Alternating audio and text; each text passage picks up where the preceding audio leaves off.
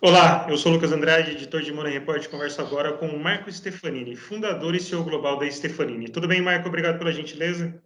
Tudo bem, obrigado pelo convite de estar com vocês e compartilhar algumas ideias. Marco, a gente começou o ano com perspectivas positivas para a economia. Eu acho que as empresas, no planejamento do ano passado, também pensavam nisso, só que a gente foi atingido por esse cenário aí, né? Uma crise na saúde que está afetando a economia. Eu queria saber de você como a pandemia afetou o planejamento da companhia para o ano. Eu acho que, como você disse da economia, na Stefanini foi o mesmo. A gente teve um final de ano passado muito bom, a gente se preparou bem, a gente fez uma série de refinamentos na gestão, de ofertas, então tivemos um início de ano, janeiro, fevereiro, mesmo março, bom, né? Bons. Então, nós começamos bem.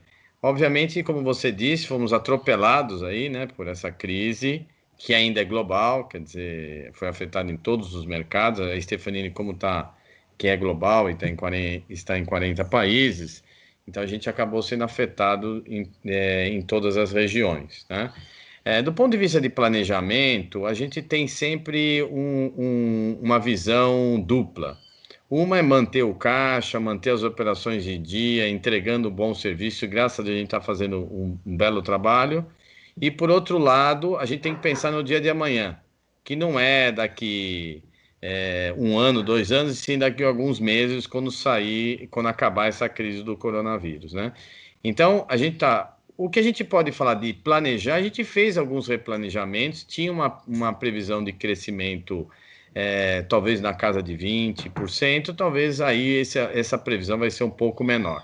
Mas, sinceramente, agora a gente está mais preocupado em focar em passar bem essa crise, agora esse período, né? E se preparar para essa onda digital que vem logo após o coronavírus.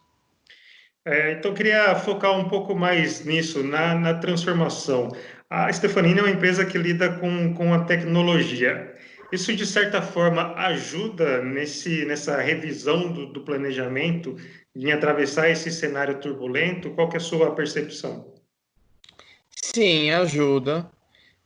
Porque na prática nós somos uma empresa que tem dois grandes grupos de oferta, né? Umas ofertas de tecnologia mais tradicionais e a outra uma oferta muito tecnologia mais digital, né? Sem dúvida, agora essa transformação vai acelerar, né? Eu tenho gostado de usar o termo 3 anos em 3 meses, ou seja, as empresas estão vão vencendo as suas resistências, as pessoas estão quebrando os seus paradigmas. Então, sem dúvida, esse lado nosso digital vai nos ajudar a fazer essa virada de melhor forma e mais rápida. Então, você queria reforçar essa sua fala de que esse cenário, a gente falar do mercado digital, está acelerando as transformações. Quem ainda tinha aquele receio está tendo que deixar isso de lado e tendo que investir em inovação, é isso? Exatamente. Na prática, se você observar, a gente pode definir as empresas em três grandes grupos. Aquelas que já eram digitais, porém, boa parte daquelas empresas que já eram digitais, elas têm um aprendizado duro, que é trabalhar, receber mais do que gasta. Boa parte delas, não todas, claro, estavam nesse cenário que gastavam mais do que recebe. Elas vão ter que se focar para serem muito mais eficientes, muito mais, menos, vamos chamar assim, com menor perda. O segundo grupo são empresas que do mundo, vamos chamar analógico, que a gente chama incumbents, que seriam as empresas do mundo físico, mas já tem uma boa experiência digital. Então agora é a hora de acelerar essa experiência deles, essas ofertas. Então vamos por um retail, um varejo que tem bem híbrido entre físico e digital, um banco que já tem uma boa parte digital. Então, o que ele vai fazer agora? Agora ele vai alavancar, ele vai acelerar toda essa parte digital, o lado digital dele. E o terceiro grupo de empresas, que são empresas que, na verdade, não têm muita experiência digital. Então, para essas, eu recomendo fazer o que a gente chama de MVP. Faça suas primeiras experiências, faça os seus primeiros projetos que não demandam muito dinheiro, porque a gente sabe que o dinheiro agora, nesse instante, está curto, mas demandam foco, energia e diferentes modelos de negócio.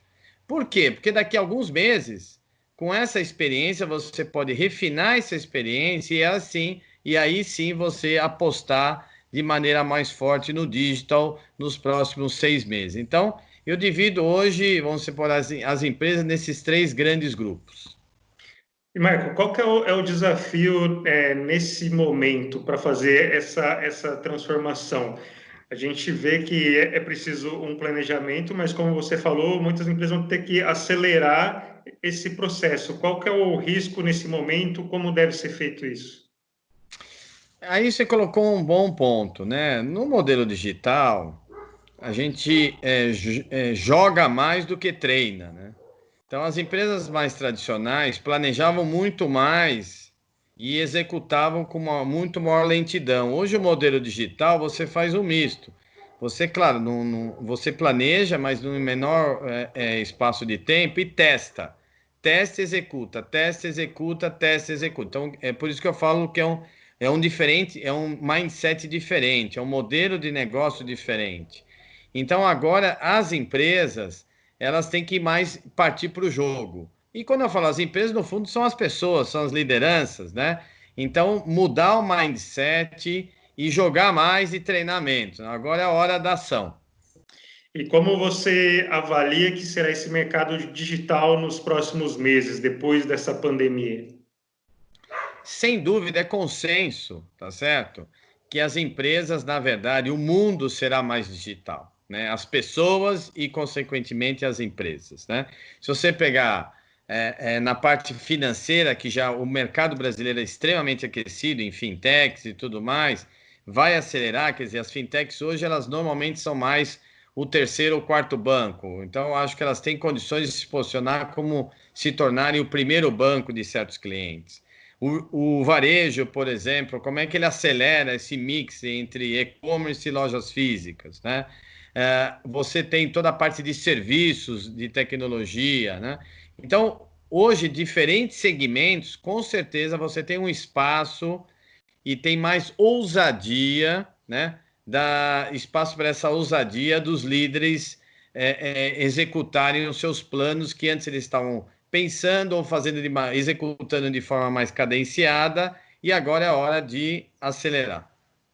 Falando um pouco mais internamente da Stefanini, a empresa aderiu ao movimento Não Demita. Eu queria que você contasse um pouco mais sobre isso. Por que da adesão e qual a importância de participar desse movimento nessa realidade? Então, esse movimento é muito bacana, a gente foi um dos fundadores. Eu enxergo esse movimento muito importante, porque é a contribuição do mundo empresarial para as ações do governo. Lembra-se que as ações do governo dessa vez, eles estão procurando, vão procurar irrigar o setor, vamos supor, de informais, né? Toda aquela vasta massa de pessoas informais que vivem do dia a dia, então vão ser irrigados. Tem algumas, em termos financeiros, tem uma massa de funcionários, empregados que o governo criou agora a MP, exatamente para você fazer uma suspensão de contrato, uma redução da jornada e não demitir. Então, o governo ele fez uma série de ações, uma série de movimentos, no sentido de não interromper e não ter um corte brusco em termos de empregabilidade, né? Não ter uma demissão em massa. Então, as empresas também precisam fazer a parte dela. E eu comparo com outros países, empresas de outros países, eu vejo que a empresa brasileira, eu acho que ela é mais, vamos chamar assim, afoita, ela já foi mais machucada por tantos anos de crise, então já sai protegendo o caixa de qualquer maneira. Claro que proteger o caixa é sempre importante, mas com um certo cuidado, porque senão as empresas mães, vamos dizer assim, a empresa maior, ela mata a cadeia produtiva. Então você tem 2 pontos muito importantes no programa Não Demita. Um é o funcionário direto, né? Aquele que a gente exatamente para preservar os empregos diretos. E outro para as empresas mães de uma cadeia produtiva às vezes seja longa ou seja curta, que ela, na verdade, também não prorrogue os vencimentos, não corte os seus contratos, porque senão a demissão será indireta, né? Na verdade, as empresas, principalmente prestadores de serviços, vão demitir em massa e essas empresas são muito mais frágeis. Então, acho que é um movimento, resumindo, um movimento muito interessante, complementar à ação do governo, que eu considero correta, e que eu venho reforçando que esse programa Não Demita, ele tem duas vertentes. Tem uma vertente, basicamente, de demissão direta e a demissão indireta, que é através de cortes de contratos e postergação de pagamento, que na prática acarreta o mesmo efeito nocivo para a economia. E quando o coronavírus passar, a economia precisa voltar e nós precisamos dos empregos, nós precisamos de massa salarial, massa de consumo. Então, eu acho que é um ganha-ganha, tanto do ponto de vista social como do ponto de vista econômico. Marco, para a gente fechar essa conversa, então, como a Stefanini se prepara para esse cenário pós-pandemia? Qual que é a perspectiva, qual é a sua percepção? Eu divido basicamente o nosso trabalho em quatro grandes fases. A primeira foi o grande movimento Work from Home, for Home, né? Então, vamos para casa, vamos trabalhar em casa, vamos manter essa é a primeira fase. A gente fez isso, 25 mil pessoas em 40 países. Segunda fase, estabilizar o home office, né? Ter qualidade, fazer um bom serviço. Nós, graças a Deus, estamos recebendo muitos elogios dos clientes. Tem clientes até que a performance é melhor em casa do que no escritório. Então, essa segunda fase nós estamos executando. A terceira fase agora é a continuidade desse processo de home office e, ao mesmo tempo, a preparação para a volta. E a quarta fase, que a sua pergunta é, voltando, e aí? Nesse caso, muito focado em soluções com eficiência, a gente pretende colher fruto desse bom serviço e essa boa dedicação e parceria que a gente teve com os nossos clientes e muita oferta digital para que esses clientes realmente se posicionem bem no mercado e assim será um ganha-ganha porque nós vamos participar desse processo. Então a gente está se preparando para essa terceira, principalmente para a quarta fase. E a gente acha que vai dar certo. Eu acho que a economia vai dar um solavanco, claro, já está dando, mas vai voltar.